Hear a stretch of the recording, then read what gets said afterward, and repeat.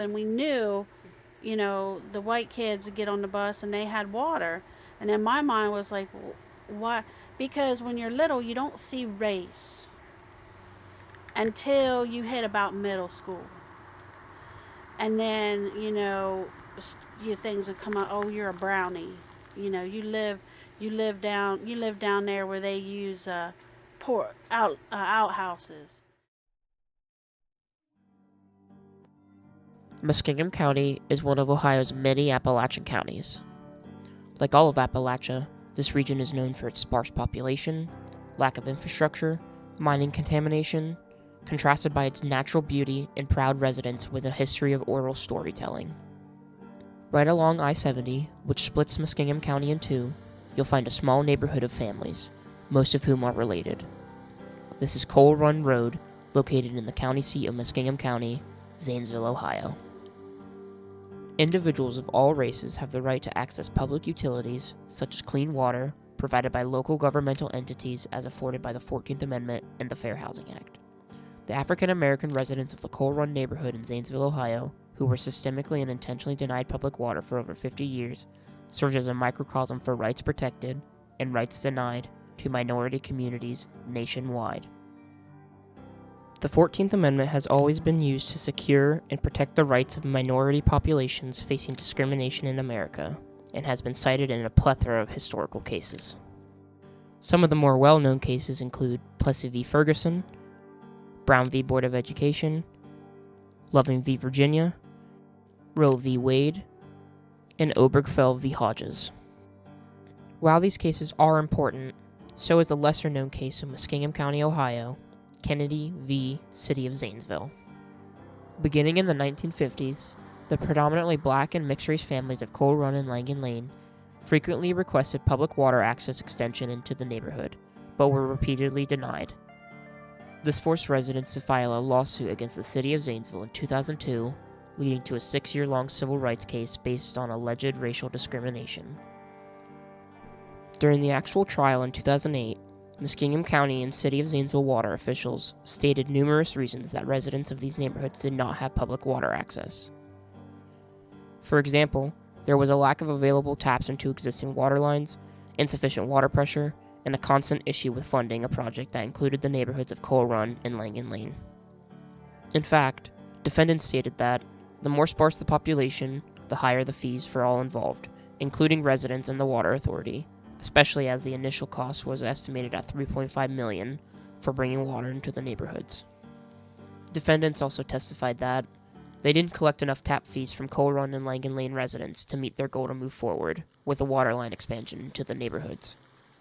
Throughout the several-week trial, defendants presented a certified geographic information systems professional who compared water line locations and the racial makeup of the population over the 5 decades spanning 1950 to 2000, and determined there are areas of higher percentage African American population, both with and without public water in the county as compared to the Coal Run area. Conversely, residents stated that the lack of public water forced them to rely on springs, wells, and cisterns, as the water was rife with heavy metal contamination, sulfuric acid, and a myriad of harmful minerals from the defunct coal mine in the direct area of the neighborhoods. Plaintiff Mark Hale testified that the Ohio Department of Mines condemned wells in the Coal Run and Langan Lane area due to mine contamination in the decade preceding the trial. Through the years, residents testified to attending meetings at the township, the water department, as well as speaking directly with employees at the local water authorities. Many remember signing petitions for water line extension into the neighborhood of Coal Run and Langan Lane.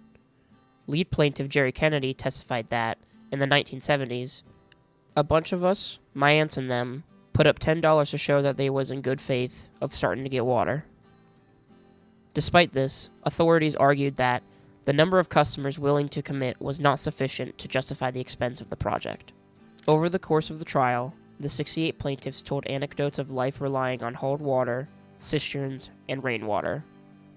Members of the Martin family, consisting of 10 people, for example, recalled dipping a bucket into a well, pulling it out with a rope, and dumping it into a bug-infested cistern.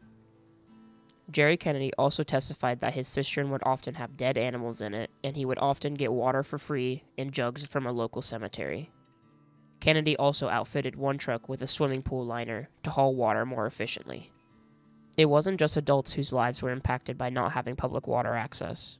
Indeed, Carolyn Martin Page testified that she and her siblings suffered embarrassment from growing up emptying slop jars, sharing bath water heated on the stove, visiting friends' house in order to bathe, and avoiding having friends over because they would have to use the outhouse or a night pot. And when I was on the stand, I said, it's like the ice cream truck to little kids. Who's getting the water? Who's getting the one half and who's getting the other half? Is he coming here? Mom, is he coming here? And Mom wouldn't want to answer us because she didn't want to break our hearts. Yeah. And you'd watch them go back up the hill, and then you just do.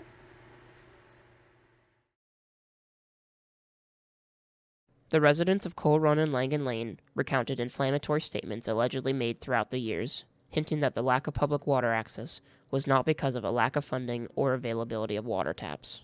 Plaintiff Nancy Kennedy testified that she overheard a water authority representative use a racial slur while stating they would never have running water. Moreover, plaintiff Julia Kennedy Landcrone testified that an employee of the Muskingum County Housing Rehabilitation stated that Coal Run area was ineligible for housing rehabilitation funds because the housing was considered uninhabitable due to the lack of potable water. And several residents recounted hearing a county commissioner state that the area would not have water until President George W. Bush dropped spiral bombs in that holler, and that, perhaps, the grandchildren of Coal Run and Langan Lane residents would see water in the neighborhoods. After a 6-week trial and 2 weeks of deliberation, the jury found the defendants in violation of the 14th Amendment Equal Protection Clause and the Fair Housing Act because of discrimination solely on the basis of race. The Fair Housing Act was violated based on the systemic and prolonged refusal to provide clean water, a basic service, by the local water authorities. Additionally, the Equal Protection Clause of the 14th Amendment was also breached on the basis that the residents were denied public services afforded to predominantly white communities in Muskingum County. While the plaintiffs were awarded several $1 million, much of that was consumed by attorney fees and taxes.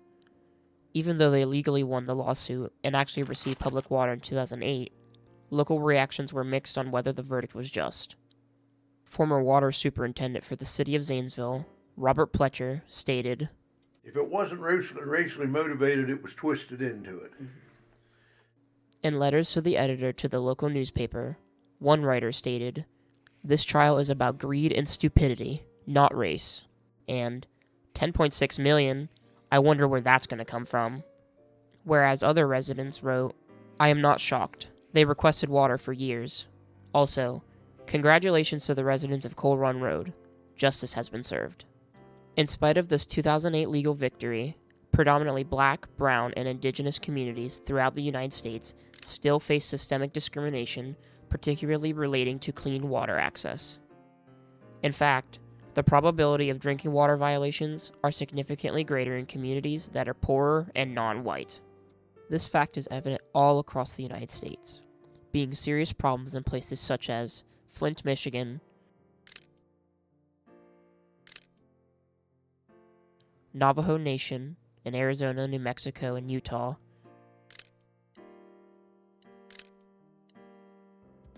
Syracuse, New York,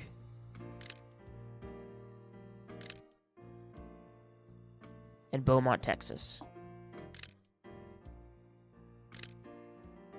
Kennedy v. City of Zanesville serves as an important microcosm of the discrimination minority communities still face 61 years after President Johnson signed the Civil Rights Act and nearly 60 years after the signing of the Fair Housing Act. While the 14th Amendment and the Fair Housing Act provide protections to people on the basis of race and ethnicity, it is the responsibility of the local, state, and national authorities to protect these rights and advocate on behalf of the minorities most affected. As the Kennedy v. City of Zanesville victory demonstrates, however, it is too often left to heroic individuals, like Jerry Kennedy, to fight relentlessly for their own rights.